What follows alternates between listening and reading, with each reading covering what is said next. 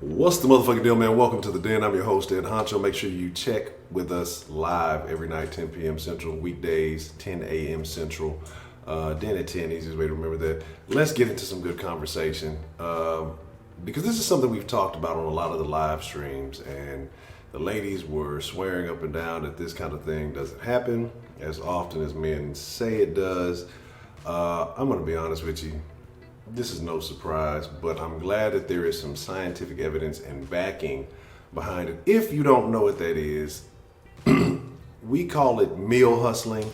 Apparently there's another term for it, a very interesting term that I think I'm gonna start using from now on. A foodie call, not a booty call, a foodie call. So it's basically saying that about a third of women are dating just for food. No interest in the man, just for food. And I kind of want to go over a couple of articles, and I'll put the links in the description below. And then I want to talk about the repercussions that this has when it comes to the dating scene and how this impacts other women and men and their dating decisions from this point forward. Let's just get into it, man. Let's not waste any time. So, article from the New York Post says a third of women only date men because of the free food.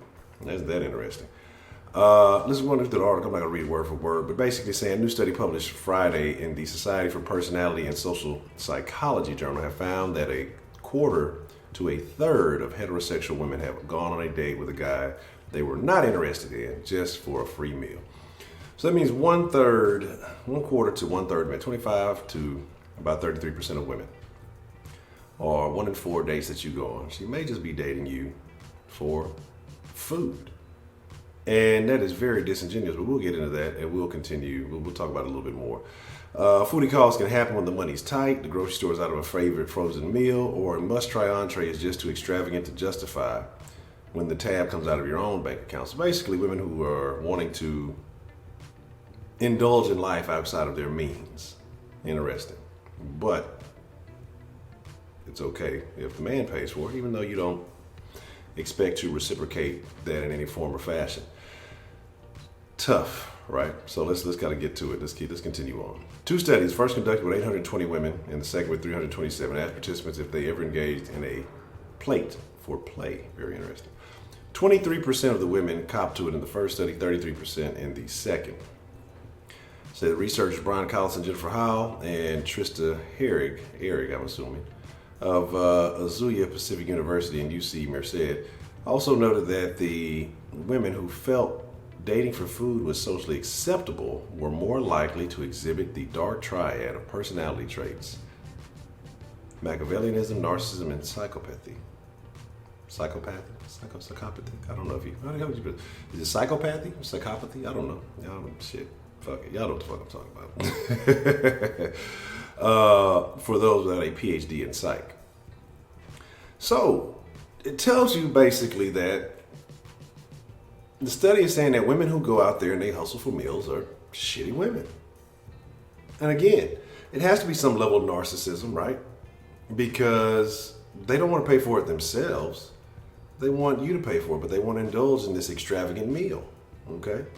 And we know the majority of women are psychopaths anyway. Hey, ladies of the den, I still love you, but most of y'all, the honest women have also admitted, the honest women have admitted they've known women who meal hustle and they're not the most upstanding citizens. So, I mean, it is what it is. This is in addition to egotism, with a side of truffled mashed potatoes to go. Collins said foodie callers are more likely to engage in one-night stands, faking an orgasm, or sending unsolicited sexual pictures. So, hey, fellas, there may be an upside to the foodie call. Maybe the first food, don't get her in the mood. You might have to take her to 2 or 3 dinners, and then I guess you'll eventually feel guilty, and maybe you get some. I don't know how that works. With climbing rents and ever-expanding list of restaurants to try, New York might be teeming with foodie calls. One East Villager, Olivia Balsinger, was treated to a 5-course meal at the C Scene seafood joint catch in the meatpacking district. I'm not familiar with New York, so I don't know what that's all about. But that article is actually, I would link to that article. I'm not going to read that one, but let me just go to this study real quick and kind of skim through this. It says, so new research finds 23 to 30% of women in an online study say they have engaged in a foodie call. And a foodie call is where a person sets up a date with someone they are not romantically interested in for the purpose of getting a free meal. This is sad, right? And it's kind of repeating a lot of the stuff that was saying that, it was saying earlier, but I guess it gives a more detailed breakdown. It says 820 women who were recruited, 40% reporting that they were single, 33% married, and 27% saying that they were in a committed relationship but not married. Out of them, 85% said they were heterosexual, and they were the focus of this study. Women answered a series of questions, measured their personality traits, beliefs about gender roles, and their foodie call history. They were also asked if they thought a foodie call was socially acceptable. Of course they did. We all know that. Right? But yet, you have this going on, especially if you're out there on the dating scene and you're a man trying to find an adequate woman to, maybe spend the rest of your life with, at least spend some long-term time with. And you're encountering this. One out of every 4 dates, you're encountering some type of woman who is using you for food. You're going to start to develop a certain feeling about these women. And again, they may not be the majority, but it's a significant number of them. And it can definitely impact the way you start treating women, the way you start handling women after you have 2 or 3 of these dates. And it's very unfortunate. But yet, the majority of women, I don't know the details, but I'm going to assume that the majority of women found nothing wrong with a foodie call, right? So we'll see if it says so further in the article. I'll be honest, I have not read all of this article. 22% of the women in the first group revealed they've engaged in a foodie call. Most did so occasionally or rarely. Although women who had engaged in a foodie call believed it was more acceptable, most women believe foodie calls were extremely to moderately unacceptable. Interesting. Of course, if you did it, you find it acceptable because you did it. And I guess the ones who are not doing it probably found it that it was a no-go. In the second study, analyzed a similar set of questions. 357 heterosexual women found 33%, 1 in every 3, had engaged in a foodie call. It's more important to note, however, that neither of these studies recruited representative samples of women. So we cannot know if these percentages are accurate for women in general. They are. I'm just going to go ahead and throw it out there. They're representative. For both groups, those that engaged in foodie calls scored higher in the dark triad personality traits. Several dark traits have been linked to deceptive and exploitative behavior in romantic relationships. Ones such as no night stands, faking an orgasm, sending unsolicited sexual pictures. Okay, hey, well, if you like food for photos, then maybe it's worth it to you. If not, well, good luck on the dating scene. They said it became interested in the subject of foodie calls after reading about the phenomenon in the news. As far as how many foodie calls might be occurring in the United States, Collins says that can't be inferred from the current research. They could be more prevalent, for instance, if women lied or misremembered their foodie calls to maintain a positive view of their dating history.